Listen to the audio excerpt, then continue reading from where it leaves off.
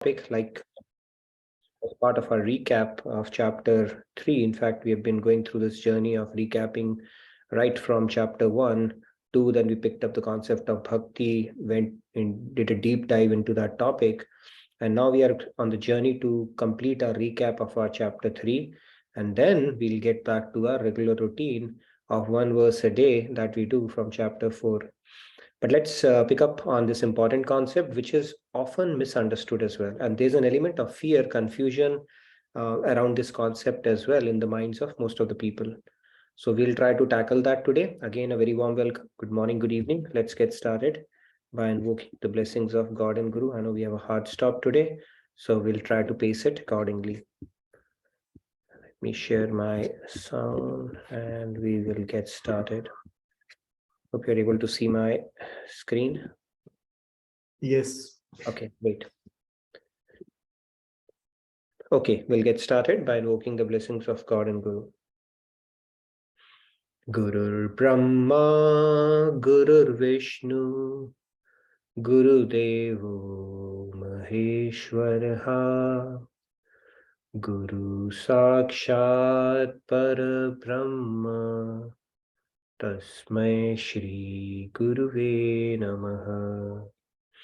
Vasudeva Sutam Devam Kamsachanurmardanam Devaki Paramanandam Krishnam Vande Jagadgurum Krishnam Vande Jagadgurum. All right, Radhe Radhe, good morning, good evening once again, all of you. A very warm welcome. So let's get started. 311 is what we're going to take up and go into the details of this particular shloka.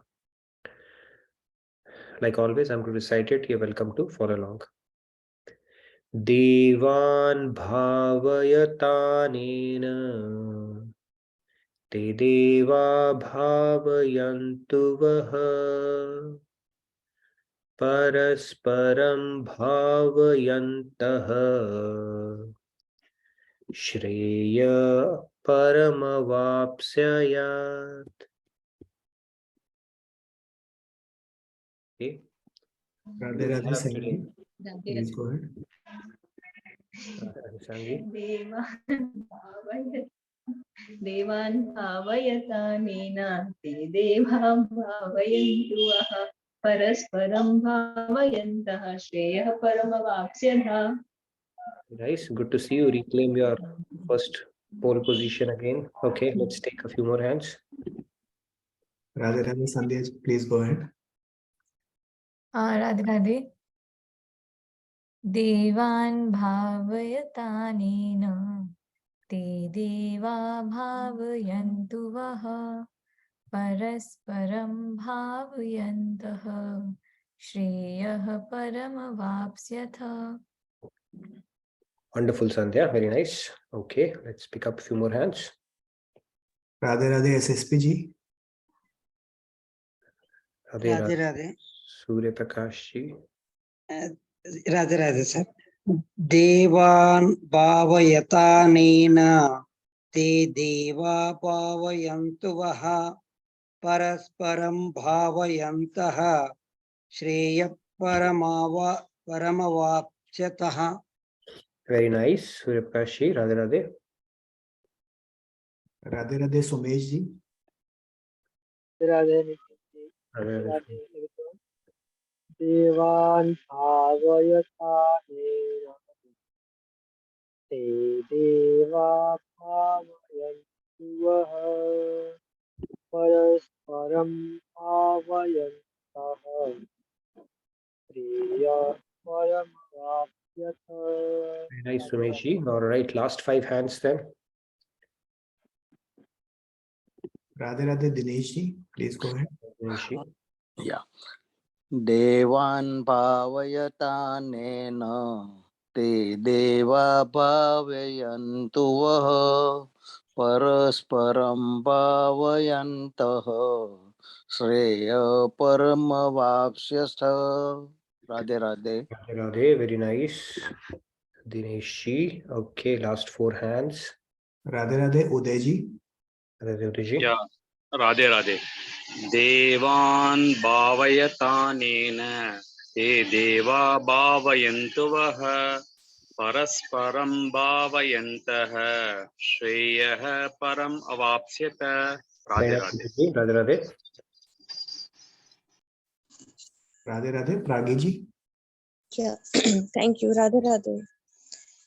Devan bhavayatanena te deva bhavayantu va parasparam bhavayanta shreya param vapsyata. Very nice. Thank you. Ragi ji. All right, last 2 hands. Radhe Radhe, Kishore ji. Yeah, Radhe Radhe. Radhe Radhe, Kishore ji. Devan bhavayatanena te deva bhavayantu vaha parasparam bhavayantah shreya paramavapsyata. Very nice, Kishore ji. Where are you joining us from? Thank you. Where are you joining us from, Kishore ji? Is this the first time you're reciting today? Yes, yes. I'm in Orlando, Florida. Okay, very nice. Glad to have you. I think you get the best debut award for the beautiful recitation you did today. Oh, thank you. Thank you very much. All right. Last but not the least, Anita ji. Radhe Radhe. Radhe Radhe. Devan bhavayatanena te deva bhavayantu vaha parasparam bhavayantah shreyah paramavapsyatha. Thank you, Radhe Radhe. Very nice. Thank you, Anita ji. Okay, so let's get started. In this shloka, we spoke about the concept of yagna, sacrifice. So continuing in the next one, Lord Krishna is saying, by your sacrifices, the celestial gods will be pleased. And by cooperation between humans and the celestial gods, prosperity will reign for all. So now he's talking about celestial gods here. Who are these celestial gods? What is the role they play in the grand scheme of this creation? And more importantly, are they special? And if yes, in what way? And can we become special like them as well? We'll talk about all these questions. Okay. Now, all right, this is what we're going to say. We have IAVV. Okay, Indra, Agni, Varun, and Vayu. I picked up. Okay, these are the ones I got. So who are celestial gods? These are celestial gods. And we are going to talk about what is the role they play in God's creation. Okay, that is going to be the topic of our discussion today. All right, so let's get started. Okay, I got an interesting picture. I thought, look at this guy. Okay, what would you tell this guy? He's doing something interesting, right, in life. Apparently, it's cold and he has put the ladder to good use. Could have been a better use, but this is the best he could do. So, if you're saying what kind of a stupid guy he is, Shamji, you're there? All right. Again, okay. The stupid guy is us only. Going for winning the war while losing the battle. Okay. This is what we will talk about a little bit today. Okay. Because the celestial god topic is going to be covered. So why we should not be like this guy and why are we like this guy is something we will try to put in perspective. Okay. Let's get started then. So let's start with the prison houses of God. Okay. This is one prison house. This is the iron jail. Okay. You may want to call it some other jail, but I called it iron jail. This is golden jail. Okay. And this the third one is the bronze jail. Okay. And this is where we are. If you choose to believe that we are in iron jail, that is fine too. But I'll tell you about all the 3 jails. These are the reformatories for the conditioned souls. We have reformatories, people who have committed crimes, who need some kind of a rehabilitation. They are sent to some kind of a reformatory so that they can learn and mend their behavior and then come back to the mainstream.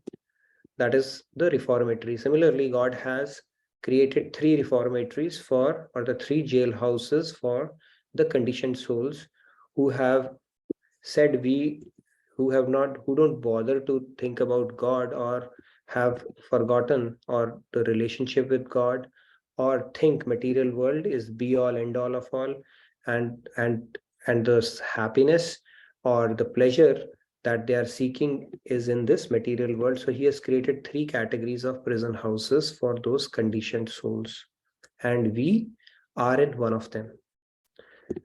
Let's get started and talk about the topic. So I'm just setting the context right now. Okay, it'll all come together. So I'm throwing out separate things, and you'll say, okay, first we showed that guy, and now I'm talking about this jail, right?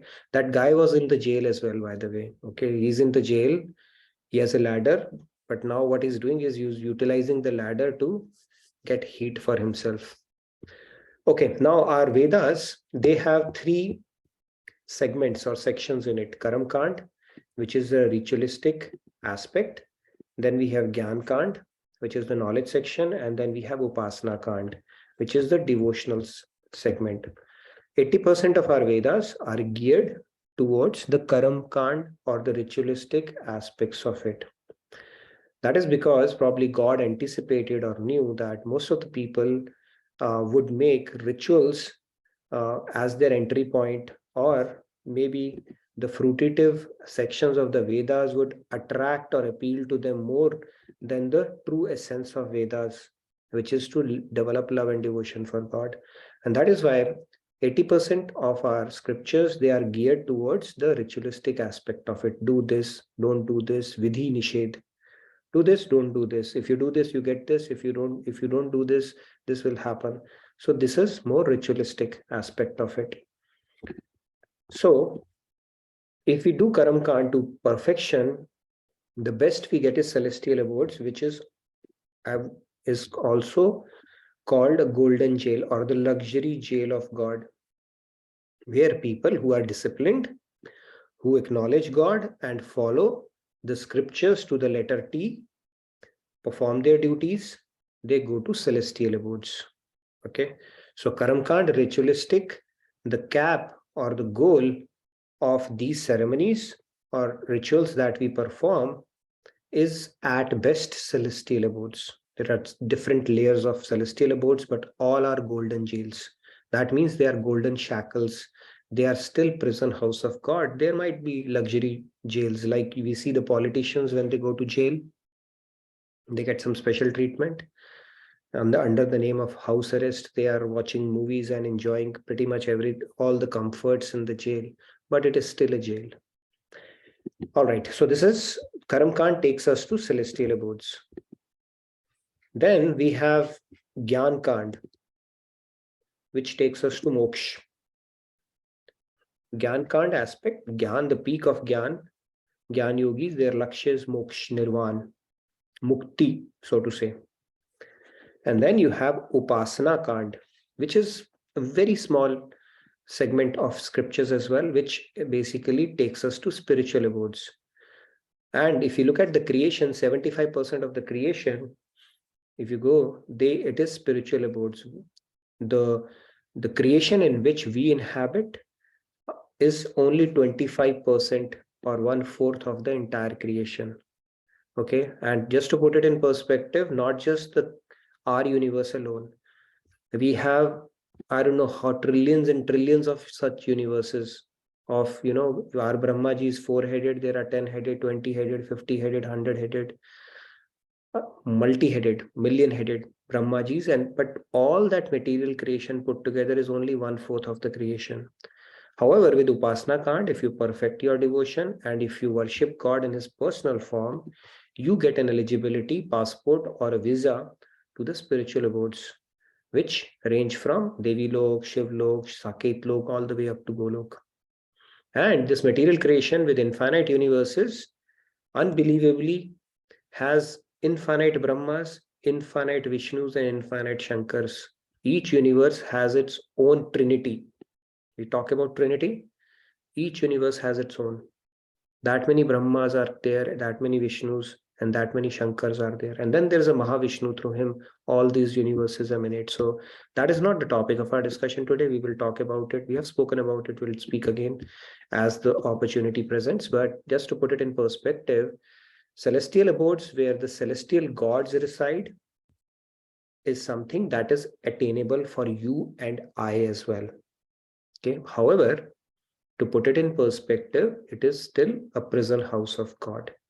These celestial gods, we will look at it, are ordinary souls who have become a little special, I would say, but they are souls like you and I. They are not God realized. And there's a pretty high probability. In fact, Maharaji says it with certainty that all of us have become all these devatas, including Indra, in one of our past lifetimes. Because we are in the material realm, we have experienced every kind of a existence, including that of becoming celestial gods as well in one of our lifetimes. But we continue to rotate because they are also not God realized. Okay, they are just special people who have attained that stature because of their karmas, and we can attain the same. Now we have a president, like in a country. Let's look at a system of a country, how this country is run. We have a president, like in India, it's a prime minister whose president is more of a lame duck kind of a deal, right? He has to generally agree with the prime minister. But in this case, let's say the CEO of this world is the president, the Brahmand Nayak. Okay. So president has different cabinet ministers. They pick up a ministers, the secretary of state. Then like this federal government, when it is run, there are different posts that are needed to run that government. You have a secretary of state, secretary of treasury, then you have, secretary of defense and whatnot, right? Attorney general and so on. Now the point here to be understood, these are the posts and they are occupied for a limited tenure. These posts, they keep on changing. And at the end of the tenure, what happens? The government has to vacate all those posts and the post holders change too. Similarly, if you look at the devatas, they are simply the designated posts who have been appointed to administer the affairs of the world, similar to these posts. And once their tenure is over, then another eligible soul takes that post. They have to vacate that post. Where do they go? We don't know. They might still be in they are in 8.4 million. So from being a secretary of defense, you may become a giraffe or an ant also. That is how it goes. Same thing happens to Indra as well. And it happens all the way up to the Brahmalok. So these are simply posts, temporary posts that anybody can occupy. You and I can occupy as well. I think our scriptures talk about you do this and you will become Indra, and all those things are there. But the point here is that these are just temporary posts. And like I said, there's a good probability. In fact, for certainty, we have occupied these posts and we've been forced to vacate these. And we have even ruled celestial abodes like Indra in one of our past lifetimes. Yes, Sandhya, you had a question? Yeah, just quickly. So, like, is there any benefit of being in the celestial abode? In fact, if at all, it's just harmful because one is losing the credits that they have, and there's no choice of gaining anymore, right? So why am Actually, I calling them special then? I mean, that was mostly. so let me ask you, is there a benefit of going to Hawaii? Well, not one-way ticket, two-way ticket. Okay, you still have to come back. I mean, if one is doing it with God consciousness, then that's a separate thing. But Yeah, I mean, it's just like that. Okay, for all the good deeds that you do. So they say that even devatas, they want to have Manushya Yoni. Why? Because they are situated in that knowledge. They understand that our position is vulnerable. Why? Because this is called Bhog Yoni. When you become devata, when you go to celestial abodes or you go to hellish abodes, these are called Bhog Yonis. So the disadvantage these yonis have is because they only have a withdrawal only account when they go to these yonis. So for the meritorious deeds, let's say you have earned $1 million, okay, seven figures, and then you take that account and start enjoying, you are not allowed to make further deposits in it.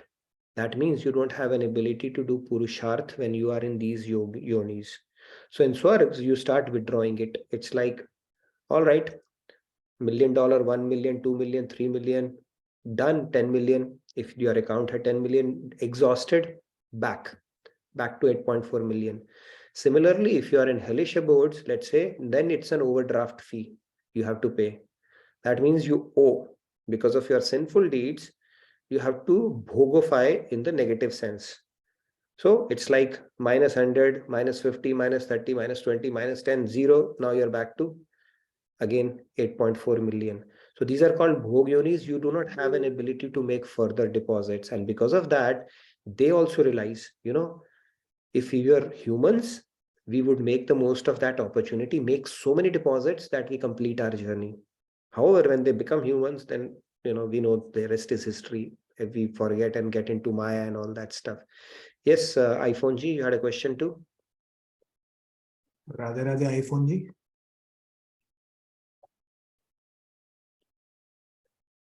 Radhe Radhe iPhone G. Yeah, we are not able to hear you. Let's hear from Shyam ji. It might be my twin brother, because I also sometimes join as iPhone only. Okay, that's very convenient. Okay. Radha Radha bhai, Rahul bhai. Bhai, if we so why should we go to the celestial abodes? What's the There's no point going reason. there? There is no reason. So the reason we go to celestial abodes, or we limit ourselves to that, or contemplate on Devi Devatas, or have those aspirations, is a little bit like that guy in the jail who's burning the ladders to have some temporary relief and comforts. No, there is no reason actually. But we have to go there. No, you don't have to. Depending on the karmas. No, see, that is where the knowledge comes in handy, right? If you operate in sattva, if you only become good, like a lot of people give this argument, I don't need to read Bhagavad Gita. Why? Because I am a good person. I am an honest person. I do my duty. I perform my duty beautifully. So I don't need to read Bhagavad Gita. So what happens in that case is, let's say you are a genuinely good person, very honest, and you help people and you do all that. That means you are performing sattva. So God will give you the reward in form of celestial abode in that case. You have to go there. Is it a reward for us? Which one? Since we have, is it a reward for us? Yes, it's a reward. It's a reward for your good deeds. But in that case, we can't cherish God. We can't do all those things, and we again have to come back to the right. But it's a choice you made, right? Again. It's a choice you only made because you did only good deeds. You did not do Shuddha Sattva deeds. You did not go beyond good, and ignorance is not a bliss, right? It's like you have to get the lottery. If you hit a lottery, you have to get the money, right? You cannot say, I hit the lottery. No, I need to that's my fault again. True. It's your fault again. That is why Swamiji, Maharajji, they give a definition. Pap and Punya, both are pap. Because they're both binding. They're taking you to jails only. One might be a better jail than the other, but going to these jails is still a bondage, right? So yes, that is where knowledge and reading this Bhagavad Gita and having these daily satsang is important, because now we are getting exposure to Maharajji's philosophy through Swamiji, and we are learning that Swarg is also not a desired destination. Okay. So now we will not go there. We will go to the Golok. Right. Straight away. Yes, now we are preparing a good business case for Golok. We will reject Bhukti. This comes in Bhukti, by the way. Bhukti, Mukti, Nade, Radhe, Prema, Sudhade. We have a bhajan. So Bhukti, this comes in Bhukti. You reject this high level of Bhukti. And Mukti, anyway, liberation also, we will reject that. So this is the CEO of the world. Okay. Param Purush. Now, the king of the celestial abodes is Indra. Similarly, we have Agni Dev, Vayu Dev, Varun Dev. They all belong to celestial abodes. They are all energized by God himself. In fact, once God went to heaven, to break the pride of these people, they also forget. And they are also afflicted with all the Lobh, Moh, Mad, all that afflictions that we have. Indra is the most insecure person. Anybody starts doing tapasya, Indra starts freaking out. He's going to take my throne away. And we have so many stories in our scriptures about Indra. That's what he does. including in Krishna Lila as well, where he had this arrogance that people should worship me, and Krishna put it in perspective. He said, you should rather worship Govardhan, who feeds our cows, and why Indra? Do not be scared of him. So God actually went like a fireball in a celestial abode. So Indra said, go check out who's this entity, which new entity has come to my dominion. So he sends the Vayudev first. Vayudev said, who are you? So God said, who are you? You tell me that. Vayudev said, you know who I am? He said, yeah, who are you? Tell me that. He said, I can spin tornadoes and tsunamis. You don't know my power. So God said, oh, is it so? Let me put a small blade of grass here, blow it away. And the Vayudev, it starts increasing its velocity like this, but God cuts the power. It's not able to do anything, and Vayudev goes back. And then Indra said, maybe you are having a bad day today, right? Cricketers have a bad day, out of form today. Let me send my other lieutenant, the Agni Dev. Then he said the Agni Dev. So then Agni Dev comes and he also starts saying, who are you and what are you doing? He said, you tell me who are you? He said, I'm Agni Dev. You know my power. I can burn entire forest in a jiffy. He said, is it so? This is a blade of grass. Can you burn it off? He starts laughing, and then he starts raising his temperature. God cuts the power off, and he's also not able to do. Then finally it dawns on Indra, it is somebody, and then he comes back and realizes it's God himself, who is the force behind all the energies and all the specialities that they have. And then he goes down on his feet. So point being, these devatas are no different than ordinary souls. These are special posts basically provided to them to administer the universe, and they play a key role in the sense when we do our sacrifices, yagnas, it pleases God. They also follow a certain code of conduct around that, and they bestow rains. Rains give us grains, and everything comes from grains. So when we are doing our job properly, in our day-to-day life, we might be a housemaker, we may be an IT engineer, we may be a doctor, we may be an engineer, whatever we are doing. When we are doing it properly, that contributes towards that yagna or the duty. Then it pleases the celestial gods. And when it pleases the celestial gods, the balance of this ecosystem is maintained, the rain is bestowed, and the natural cycles are maintained. So that is the condition, basically, or the framework that these celestial gods are provided to maintain the balance of this creation. That is where the devatas are important. And in a lot of traditions, they used to worship devatas only. In Greek traditions, I think in some of the civilizations, they would think naturaya namaha. So the rains happened, and because of that, we are able to subsist. So they will worship the rain gods and all that stuff for that stuff, which is pretty weird because they didn't have the benefit of reading Bhagavatam and Bhagavad Gita, right? So they would think they are gods only, but they are celestial gods only. And it's not good to mess around with them, okay? Because this creation is created with a very delicate balance. If you do cloud seeding and stuff with silver iodide, like I think they did during Beijing Olympics to show the might of China, then droughts can follow, because now you are concentrating all the clouds at one place. Yesterday we were saying, right, cloud have a plan. They are gathering water so that they can spread it over a particular region in due course of time. But if you force them to do it at one place, then you are started playing with nature, and that can have catastrophic ramifications in long run as well. So these Devi Devatas are the ones who orchestrate or maintain this universe, and basically pull in their weight so that all the cycles are they are maintained for our sustenance. So that is the role that Devi Devatas plays. In fact, there are about 33 crore or something like that Devi Devatas in our tradition, and they are Devi Devatas. They are called demigods or celestial god. They are not god, and they are in charge of the administration. And supreme god, he has delegated all this work, and they are also in material universe, but they have a higher plane of existence called Swarg, or the celestial abodes. So that is something that needs to be understood. And we don't have to be scared of Devi Devatas, right? A lot of people are scared of Devi Devatas. This Devi, this Devata, and their Prakop will come and all that stuff. So that has to be put in perspective, because when you start building your connect with the CEO, the ministers and sub-ministers, they have no choice but to align at that point. So we need to be fearless around it. Like I said, these are simply souls by virtue of their past lives, virtue deeds, good deeds they have done. For a fixed amount of time, they occupy this post and then they have to vacate it as well. Okay, let's look at Swamiji's lecture as well. So they are not God, they are souls like us. They occupy these posts for a specific tenure, okay, which comes with an expiry date. Now, the key concept here is do you need to worship all these Devi Devtas individually? Of course not.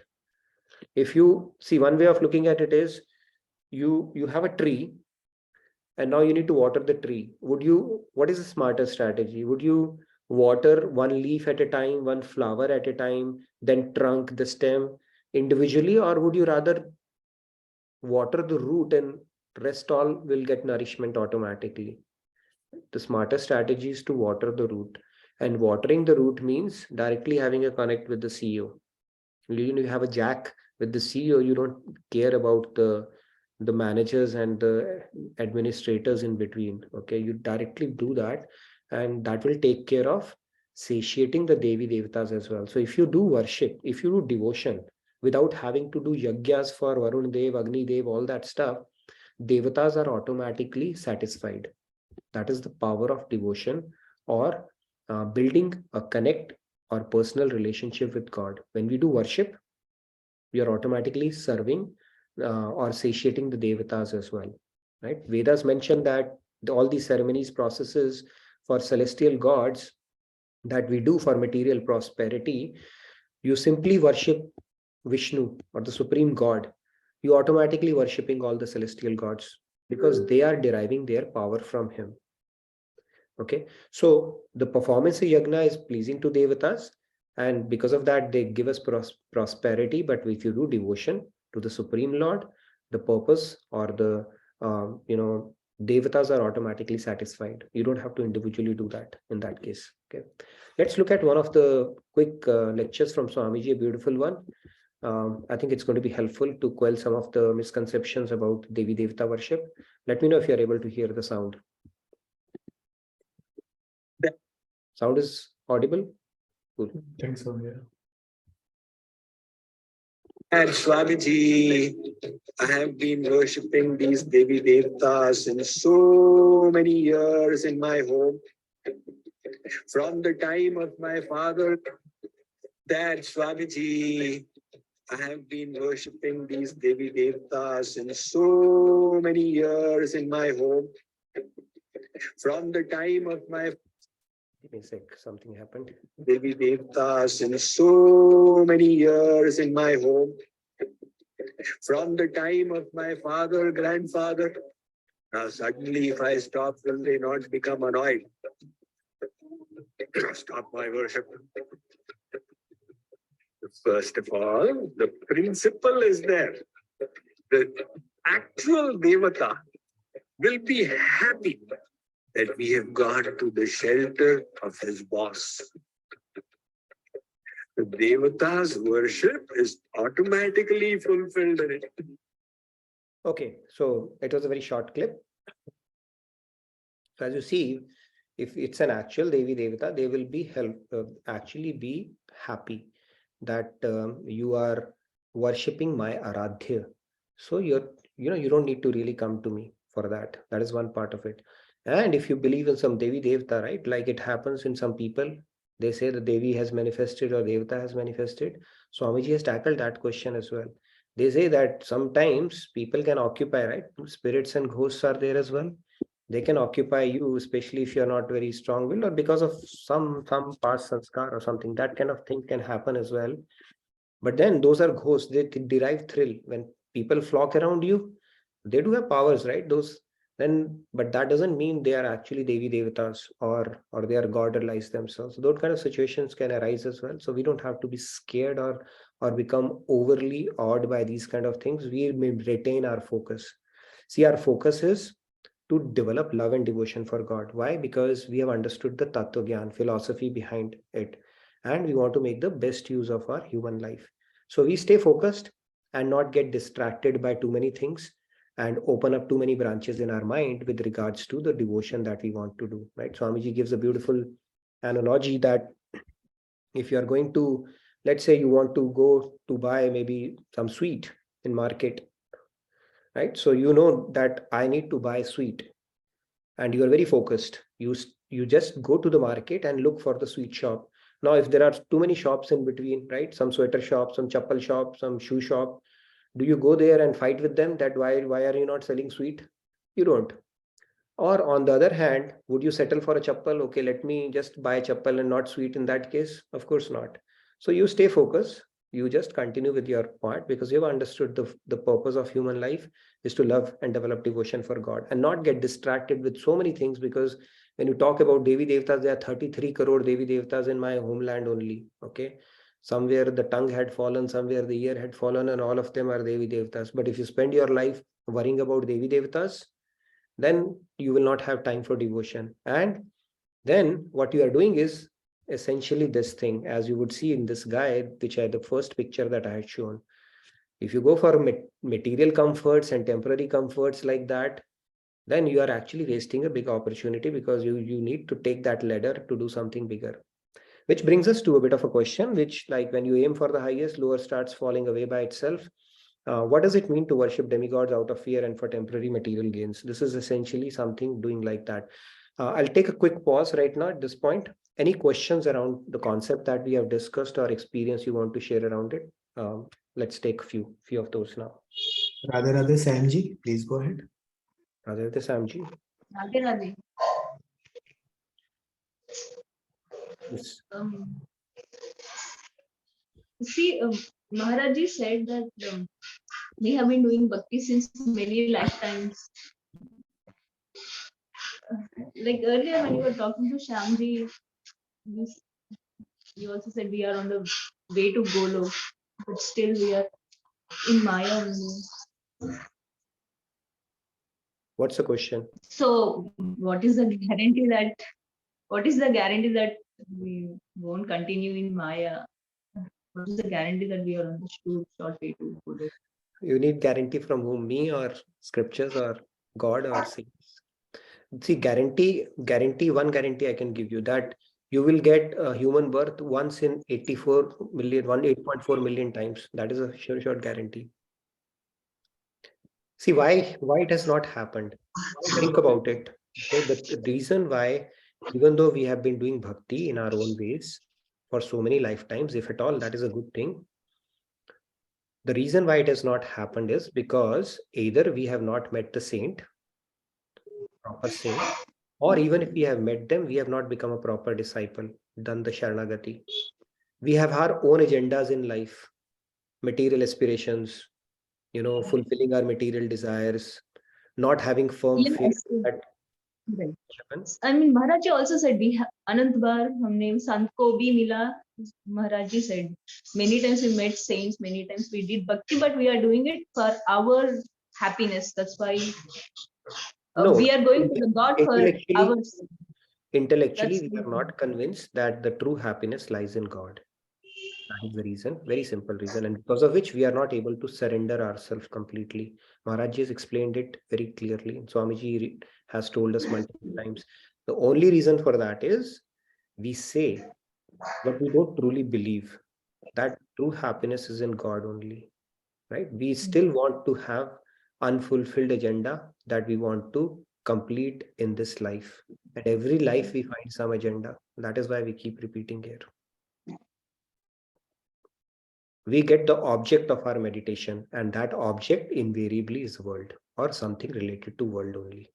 So whatever we meditate upon is what we end up getting, is the rule. Bhagavad Gita is also saying that, right? Krishna says you end up achieving the object of your meditation. So whatever we think about is invariably related to this world. We listen to saints, but we truly don't believe in it. Janna manne wala, that gap we are not able to fill. There is a comment in the chat from Sri Ramya ji. What is the criteria in determining if one is celestial god or beyond? For example, Ganesh ji, Kartikeya ji. There's Panch Shakti, okay? They're all God. Ganesh is also one of them. Ganesh is not celestial God, by the way. Okay? Durga, Ganesh, I think Shiv, There are Panch Shaktis I can bring in. We spoke about it in our session. So don't confuse Ganesha or one of the Panch Shaktis with celestial gods. They are all Indra, Varun, all those people, they are called celestial gods, not Ganesha and the rest of the people. One more comment in the chat. Without 100% faith and surrender, we can't attain God. We are doing bhakti, but in bits and pieces. Very true. See, it's like this. Even bhakti has to reach an intensity. When we rub two things together, it generates heat. But if that heat becomes fire only when it is done consistently for an extended period of time. So we have to reach that intensity or that threshold temperature of bhakti. That is the first part. And second, the Sharanagat part, think of it, this state is where you will feel, it's like what you Swamiji tells that story. A guy he's taken and his guru puts his head in water and forces that head in water for an extended period of time until this guy starts trembling. And then finally, when he takes his head out, this guy says, if you had kept me in this state in water for one more second, I would have died. Now we will meet God when your separation from God or your vyakulta for God is at the same state, that if I don't see you, Krishna, for one more moment, my life years will go away. I don't know what level of purity and vira or that intellectual conviction that would need. That's when you become God realized. God realized is not a prize we get like, okay, can I get it because I've done this and that? It's a very high state. How much purity we need, how much surrender we need, how much of rejecting bhukti and mukti we need. Right now, we have not even been tested for bhukti. For a small things we can fall for in life. We'll settle for a very small thing. Okay, I'll give you this, this, this. Okay. God says when you start rejecting all of that, and even beyond that, even your personal bliss, moksha is a very high level of bliss, right? You are beyond Maya.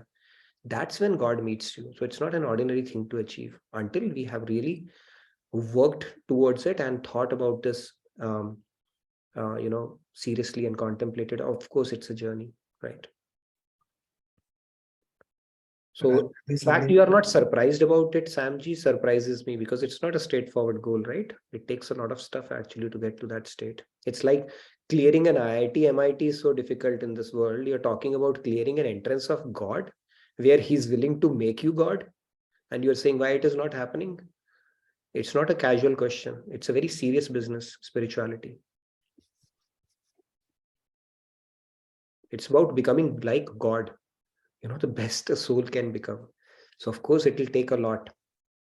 A lot of purification, a lot of intensity, a lot of conviction, a lot of things are needed. But we are on a journey. That is a good thing. And we have a guru who don't leave your hand until you complete your journey. So we have so much to look forward to, right? We can make it a very joyful ride.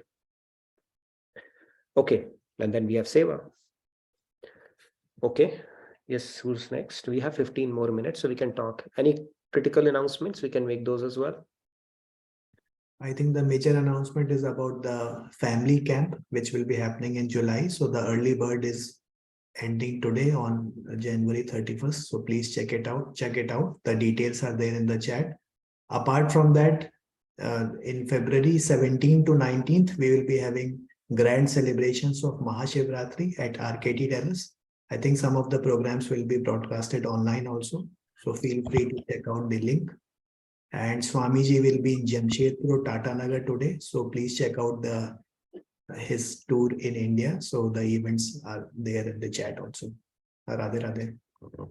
Radhe Radhe. Thank you, Rahul. Okay. All right. Let's take a couple of more hands. And I think there's going to be a Bhakti, Seva and Sadhana week also, which is coming up. Okay. Do check it out. It's going to be a pretty amazing event. Deviji is going to spearhead that. So plan for your trip if not already.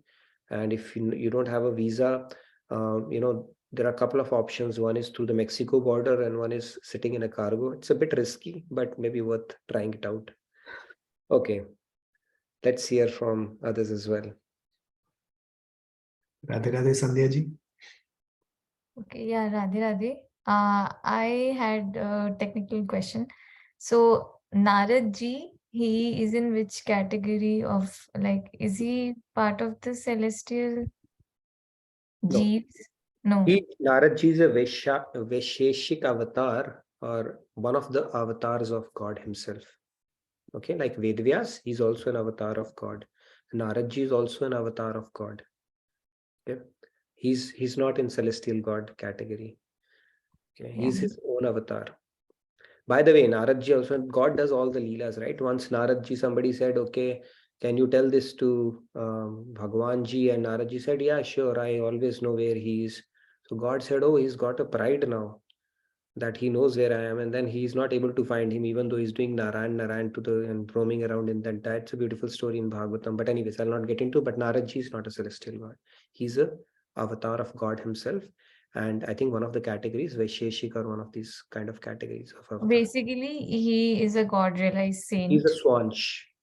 Okay, Swanch. Okay. God. He's not a Vibhinanch. Got it. Yeah. Thank you. Yes. Sam ji, did you have a follow-up question? Did I have what question? Follow-up. Did you say follow-up? I think your voice is cutting off. Okay. Okay, can you hear me now? Yes, we can hear you. Radhe, can you hear me now? Okay.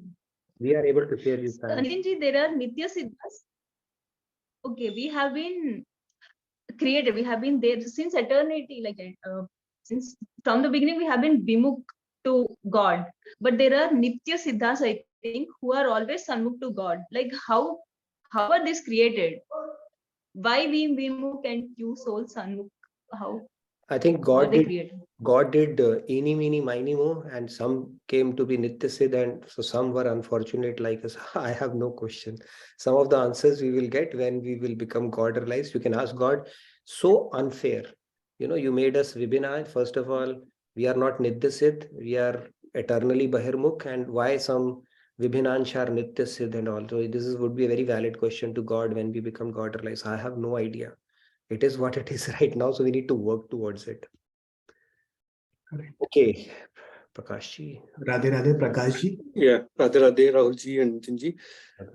So the question of celestial God versus regular gods, right? So during our spiritual journey, progress, if you're not able to attain the God realization in this life, so we get a choice whether to take a human life or let's say if we are eligible to take a celestial abodes, right? So if the choice is given whether can you take a human life or celestial God life, then I would rather take human life so that I can get an opportunity to attain God realization in the next life at least, right? So do we get that choice? I don't think so. See, Krishna in further down in Bhagavad Gita says that when you make spirituality your priority and you have developed enough dispassion from this world, virakti, so to say, right? Virakti means you have developed detachment towards the bhukti aspect of it. Then I would arrange for a birth where you are born in a spiritual family. He's not saying I'll send you to Celeste, because he's seated within. He knows our deepest desires. So as per the algorithm, if you simply do good things, you'll be sent to celestial abodes. But he knows what is, what you truly seek for, and it's not something that you then possibly, as I could interpret from that shloka, maybe we can revisit that shloka, is that God will arrange for a birth so that we can carry forward our spiritual journey from the point that we let without any interruption. Because if you look at it, Swarga is a forced punishment, although we are enjoyable punishment, but it's not truly taking us anywhere, right? It's a trap. It's a trap, right? Right? Golden shackle, right? It's a golden shackle. Yeah. So, I think there is no concept of doing a kriyaman karma, right? In the celestial No, there is no concept of kriyaman karma there. So you will only get prarabdha and that's it. You get depleted that. You get and then after that, you will come back to maybe an ant or something like that. Again, you will have to do a lot of lives to get into human life again, right? That's right. So that's, I mean, it's more headache than actually simply being in your own life. See, we do understand it because we are exposed to this philosophy, but you asked 90% of the people in India, they will say Swarga is the ultimate. Some people say Bhagavad Gita is, you want to go to Swarga, that's why you read Bhagavad Gita. So it's very difficult to make them understand that's not the goal. They don't even talk about moksha. And I have heard some of the spiritual leaders, they even talk about in their discourses that, when you listen to my discourses, you go to the Swarg's gate, the red carpets will be rolled out for you, and people fall for that. That Swarga is the aim of life. And even in our obituaries, you see, right, late Swargiya Shri, we write that they have gone to Swarg as if, a big milestone has been achieved. So that is where, I mean, when I heard it for the first time, I was like, wow, this is how it works. And these demigods are different from gods. So yeah, Swarga is not the aim at all. It's bhukti only. It's a luxury. Yeah. Even before coming to JK Yoga, we would be in the same mindset, right? We would have been in the same mindset. Yeah. See, we are getting the most nuanced, sophisticated, and the highest level of knowledge possible on this planet. Nowhere else will you get it in such a structured manner. It's only because of Jagat Guru Tam that we had, right? He's given us this knowledge in such a simplified manner. Otherwise, we will never get exposure to this knowledge. It's not so easily accessible. We are very, very fortunate in that sense. 50% of the battle is Tattva-gyan, which I'm sure we will solidify. Okay. And rest 50 is our own efforts. But Gyan is very important. Otherwise, you can fall. If you don't understand the deeper principles around it. Because bhole bhale people, if you don't have that Gyan, they can fall for anything, right? Even falling for Devi Devtas in term devotion, or if somebody has siddhis, they'll think that person has become god realized. Or if you start having mystic abilities on this path, you may think, oh my God, have I served the purpose of my life already? That's where Gyan comes in handy. Okay. Radhe Radhe, Anita ji, please go ahead. Radhe Radhe. Like Nitin ji, you said that fear of this demigods, like usually people fear of Sadesati, Shani Dev, like it is running. Is it that one you are talking? Yes, Shani Dev is my favorite because it can freak out most of the people. Okay. People who are not scared of anybody are scared of Shani Dev. Okay. And it only takes one person to sit on Aaj Tak to get a Shani temple flogged on a Saturday evening. Okay. I've seen that happen. So that's why I used to like Shani Dev a lot. And also this Rahu Kal and all, is that also, I believe, right? Yeah. Okay. And one more thing, like this gods, as somebody else also spoken, like Kartikeya, like in Kerala, there is a big hype of going like Swami Ayyappa. It is also famous in Karnataka too. Everybody is going to Ayyappa. So what about that and Shirdi Sai Baba? So are they also considered demigods, or how is it? I don't know. Because so many people believe in that.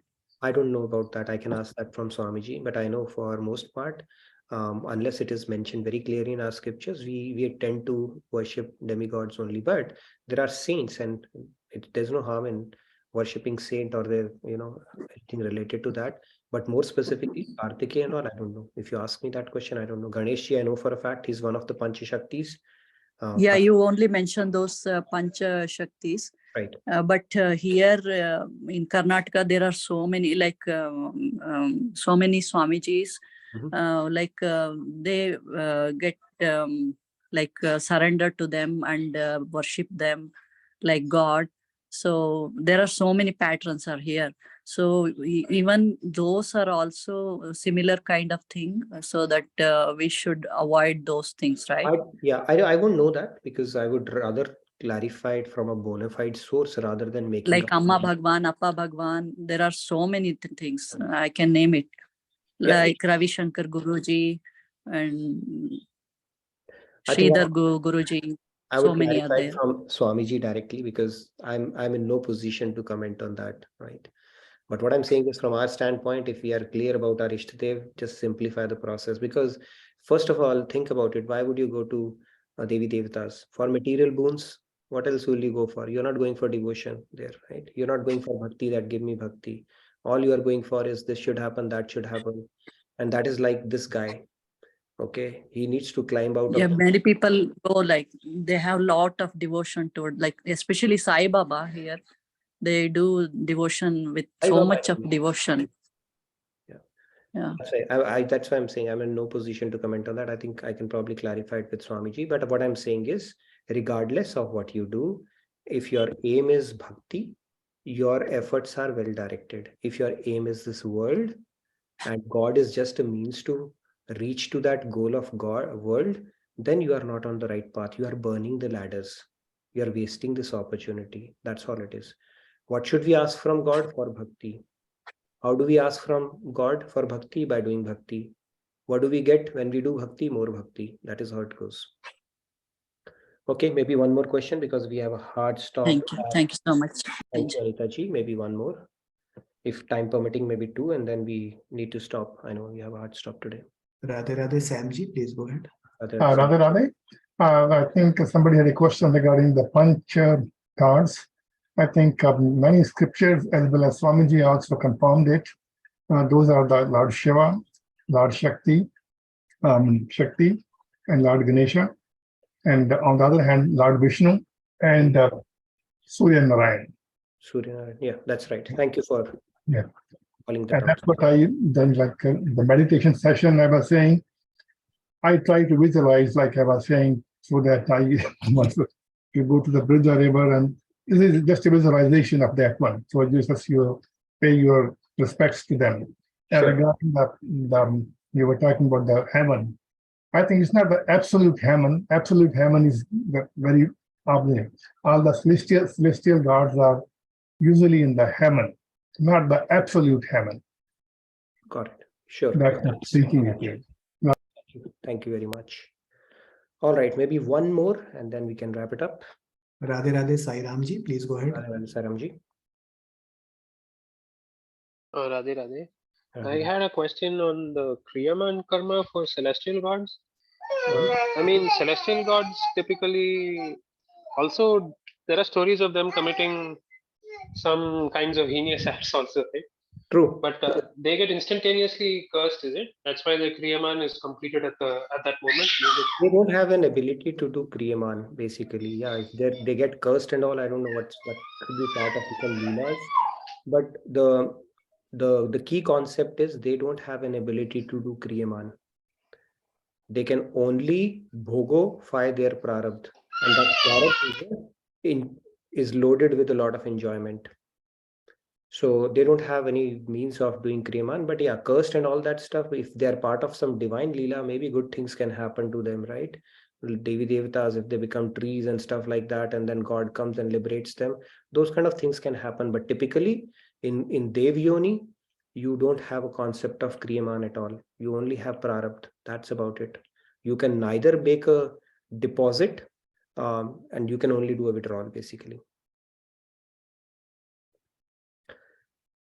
All right, Sairamji, I hope that answered at least part of your question. I know we have Chandruji and Purnaji. Unfortunately, we have run out of time because we have a hard stop at 10. Please fill out the feedback tracker if you have questions. I'll reach out to you separately.